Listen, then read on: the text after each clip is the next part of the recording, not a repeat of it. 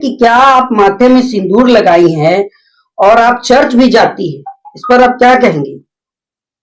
नहीं, मैं जब से मेरा पति से साथ में शादी हुआ उस टाइम से मैं चर्च भी नहीं जाती हूँ। और मैं शुरू से ही सरना समाज का अस्तित्व को बचाने के लिए, अपना समाज को बचाने के लिए मैं शुरू से ही मैं सरहुल जुलूस में भी भाग लेती हूँ, कर्मा नाच में भी भाग लेती हूँ और अपना घर में भी मैं अपना रीति रिवाज के अनुसार पूजा पाठ करती हूँ और डंडा कटवाती हूँ। हम लोग का समाज में होता है वो, और हमारे समाज में जो भी पूजा पाठ होता है, कार्तिक पूजा हो, कर्मा पूजा हो, या तो सरहुल पूजा हो, या तो कोई भी पूजा हम लोग का रूढ़ी परंपरा से होते आया है, वही संस्कार में मैं जी रही हूँ। तो देखा जाए तो आप अपना घर वापसी कर लिए हैं। हाँ, मेरा माँ बाप के पिताजी भी समरा और झगड़ू नाम करके था, और मेरा बाप का दादा जब तक से कुआं से एगो चुआ था, डाड़ी है गांव में, उस डाड़ी से पानी जब तक मेरा नहाना धोवाना करेगा, पूजा पाठ करेगा, तभी गांव का लोगों को पानी लेने देता था। और मैं उरांव समाज में ही से आती हूँ, पहले से मेरा उरांव समाज में ही परंपरा था, आते आया था। बाद में मेरा परिवार क्रिश्चियन हुआ था, लेकिन मैं अभी जब आई हूँ, पढ़ा समाज का भी मैं काम कर चुकी हूँ, और मैं पूरा आज से कर रही हूँ सरहुल जुलूस, कर्मा नाच, सब में भागीदारी। मैं अपने घर में भी कर्मा गाड़ती थी। अस्थाई यहाँ गुमला आने के बाद मैं नहीं करती हूँ, लेकिन अस्थाई जगह में हम लोग अपने से कर्मा का भी उद्घाटन मैंने हमें किए हैं, हमें पूजा पाठ किए हैं। तो कहा जाए तो आप घर वापसी शादी के बाद से ही आपकी घर वापसी हो चुकी थी? हाँ, शादी के बाद में अपने पति के द्वारा जो रीति रिवाज है, आदिवासी संप्रदाय जिसको मानता है, रूढ़िवादी जो परंपरा है, उसको लेकर आप चलती हैं? हाँ, मैं उसी को लेकर चलती हूँ, और मेरी बेटी समाज का ही काम करेगी, और मैं आगे भी मैं शुभकामनाएं करती हूँ कि मेरी बेटी आगे। तो लगातार फिर कैसे लोग कहते हैं कि आप जो है ईसाई धर्म को मानती है, जिसको लेकर आपकी बेटी को लगातार ट्रोल किया जा रहा है? वो गलत है, किसी को भरम के कारण बोला जाता है, गलत बोलते हैं लोग, और जो लोग बोलता है वो लोग जलन से बोलता है। देखिए, लोग तो ये भी कहेंगे कि हाँ ईसाई धर्म में है, लेकिन पूजा पाठ या फिर करम जितिया सरहुल तो कोई भी आजकल बनाता है, लेकिन करम सरहुल वाला कोई गीत अगर आपको आता हो तो एक बार गुनगुना दीजिए, ताकि लोगों को पता चले कि हाँ सरहुल बस मनाती नहीं है, सरहुल के गीत बोल को भी जानती हैं।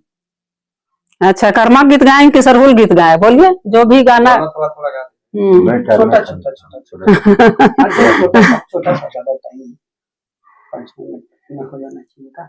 सरहुल गीत गाती हूँ ना मैं।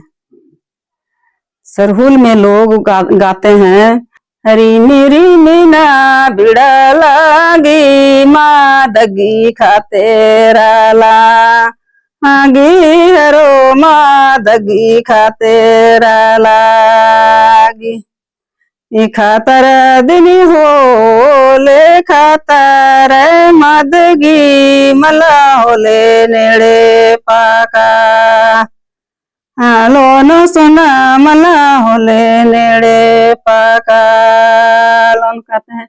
उसके बाद में कर्मा गीत भी बोलते हैं।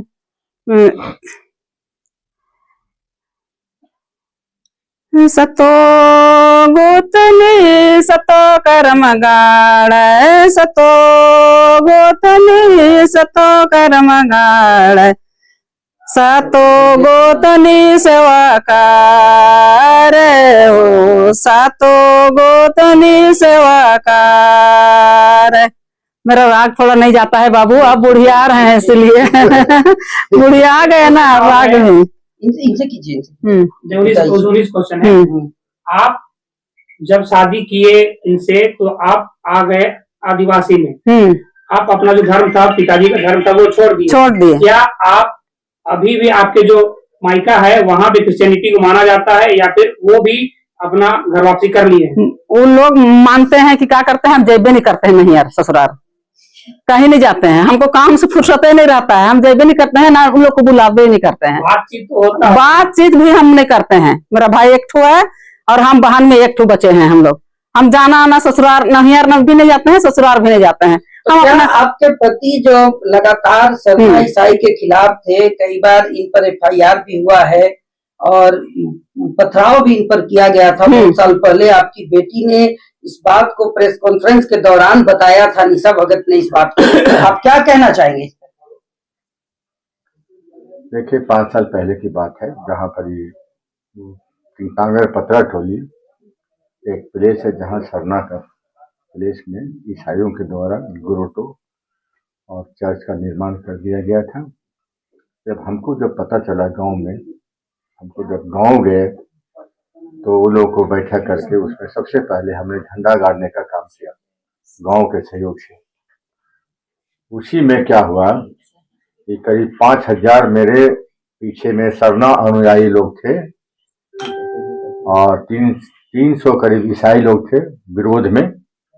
जिला पत्थर चलाया था, 500 फोर्स भी था, डीएसपी से लेकर सिपाही तक। काफी मशक्कत के बाद में भीड़ को रोक करके 5-10 आदमी जाके हम लोग वाहन के साथ में पूजा कराए थे। ढेला पत्थर वगैरह चला था। निश्चित तौर पर वह जो है तो सरना का जमीन है, उसका खतियान वगैरह सारा चीज है। लोग जो है आज हम बोले भी कि भाई ईसाई समुदाय अपने दिल से पूछे कि हम सरना वालों को डिस्टर्ब क्यों करें।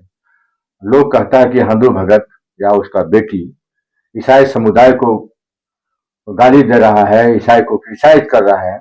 वे लोग अपने दिल से पूछे कि क्या सरना को डिस्टर्ब करना बंद कर दें, हम लोग मने गाली नहीं देंगे। लेकिन तब है कि हम लोग काकी बाबू के पत्नी पर चलने के लिए हम लोग तैयार है, चाहे निशा हो, चाहे हम हो, चाहे हमारा परिवार है।